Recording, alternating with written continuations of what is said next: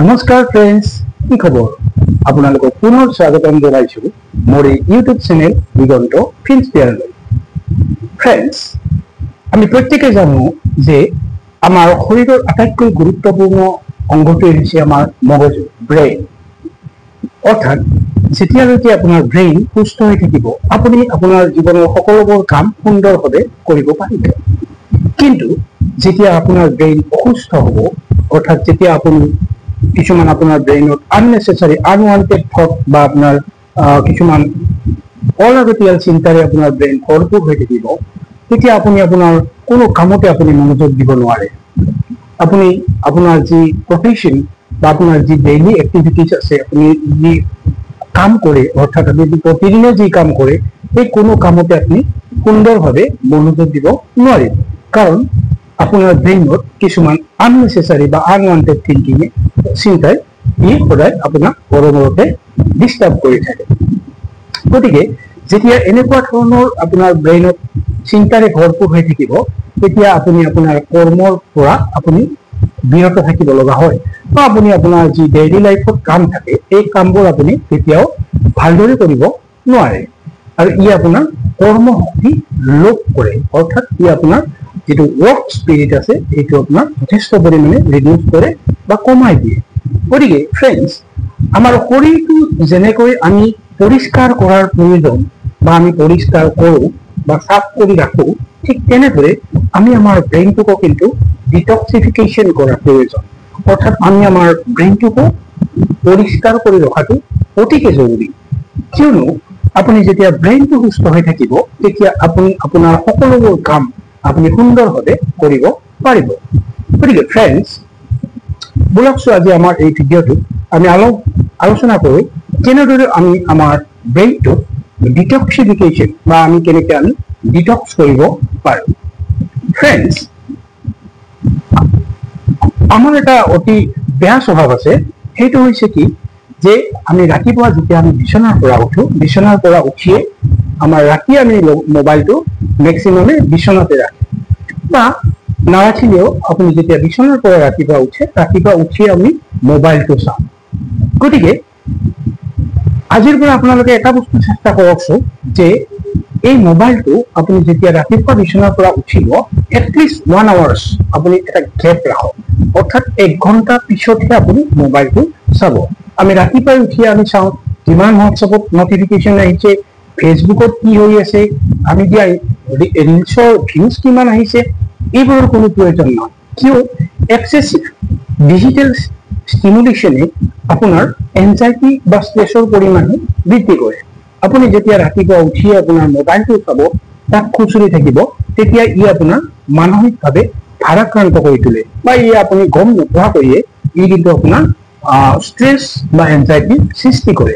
গতিকে stop before using the mobile. আপুনি যেতিয়া অৰ্থাৎ ৰাতিপুৱা যেতিয়া আপুনি উঠিব, উঠাৰ কমচে কম 1 ঘণ্টা সময় আপুনি এটা গেপ লওক।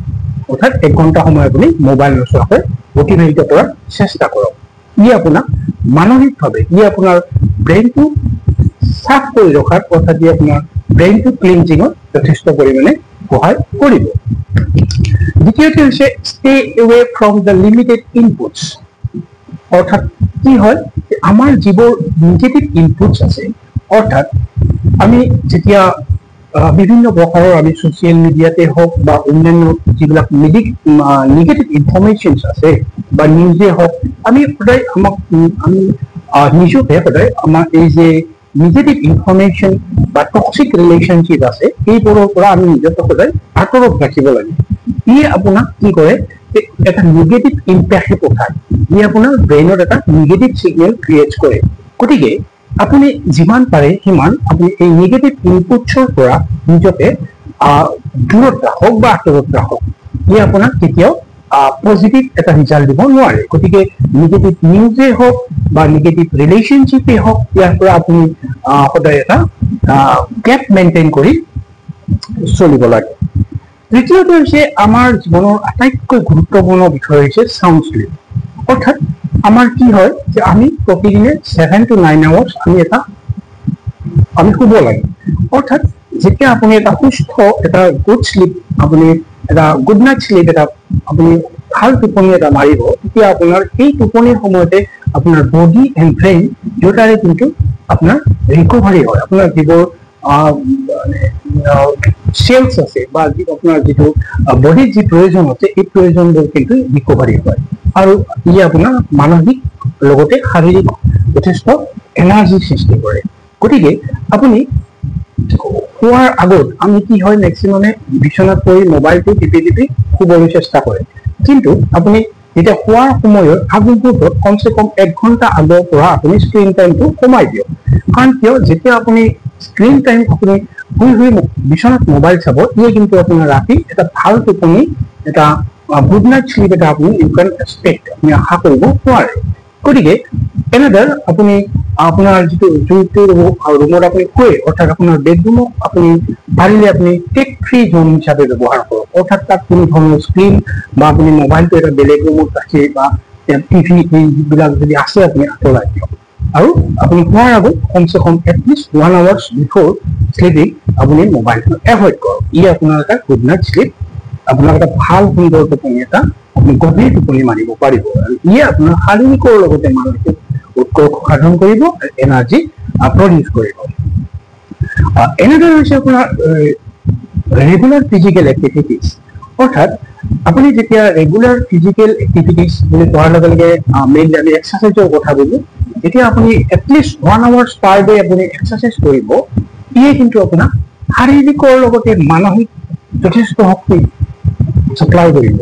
অৰ্থাৎ যেতিয়া আপুনি এক্সাৰচাইজ কৰে তেতিয়া আপোনাৰ বডিত থকা ব্লাড ফ্ল' অৰ্থাৎ তেজৰ যিটো গতি ইয়ে যথেষ্ট ইম্প্ৰুভ কৰে, আৰু লগতে ব্ৰেইনত যিখিনি চাফিচিয়েণ্ট ব্লাডৰ প্ৰয়োজন এই প্ৰয়োজনটো সাপ্লাই হয়, আৰু তাৰ লগে লগে আপোনাৰ ব্ৰেইনত অক্সিজেনৰ পৰিমাণটো যথেষ্ট পৰিমাণে বৃদ্ধি পায়, আৰু ই আপোনাৰ মেমৰি বুষ্ট কৰে, লগতে আপোনাৰ যি কগনিটিভ থিংকিং, কগনিটিভ আপোনাৰ যিটো কেপাচিটি, কগনিটিভ থিংকিংটো আপোনাৰ ই বৃদ্ধি কৰে, যাৰ ফলত আপুনি এটা সুন্দৰ সুস্থ সবল জীৱন চলাব পাৰে, বা যাৰ ফলত আপুনি আপোনাৰ ব্ৰেইনটো ষ্ট্ৰং কৰিব পাৰে। আৰু সকলোতকৈ এটা ইম্পৰ্টেণ্ট পইণ্ট হৈছে আপোনাৰ মেডিটেশ্যন, অৰ্থাৎ মেডিটেশ্যন, যোগা মেডিটেশ্যনৰ জৰিয়তে আপুনি আপোনাৰ ব্ৰেইন আপুনি যথেষ্ট পৰিমাণে শক্তিশালী কৰিব পাৰে। ই আপোনাৰ ভিতৰত থকা যিবোৰ ৱাষ্ট প্ৰডাক্ট আছে, অৰ্থাৎ অলাগতিয়াল বস্তু আছে, তাক আপুনি সুন্দৰভাৱে মেডিটেশ্যনৰ জৰিয়তে আপুনি তাক ক্লিনজিং কৰিব পাৰে বা ডিটক্স কৰিব পাৰে।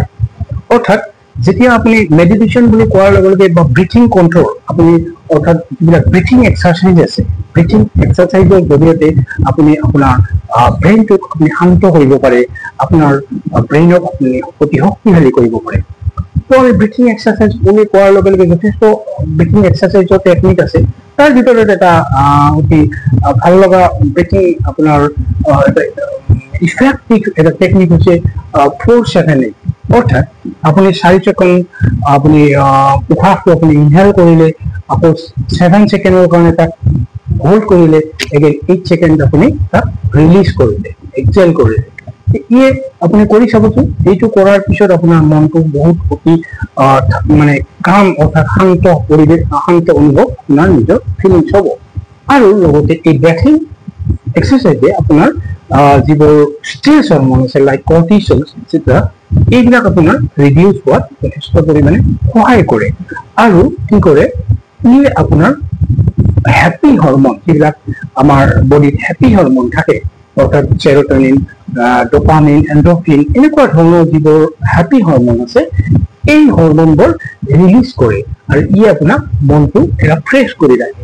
গতিকে এই ব্ৰিথিং এক্সাৰচাইজ আপোনাৰ জীৱনত এটা পাৰ্ট এণ্ড পাৰ্চেল হিচাপে, অৰ্থাৎ এটা অবিচ্ছেদ্য অংগ হিচাপে আপুনি আপোনাৰ দৈনন্দিন জীৱনত ইয়াক এটা এড কৰক, আৰু ই আপোনাৰ ব্ৰেইনটো ডিটক্সিফিকেশ্যন বা পৰিষ্কাৰ কৰাৰ যথেষ্ট সহায় কৰিব।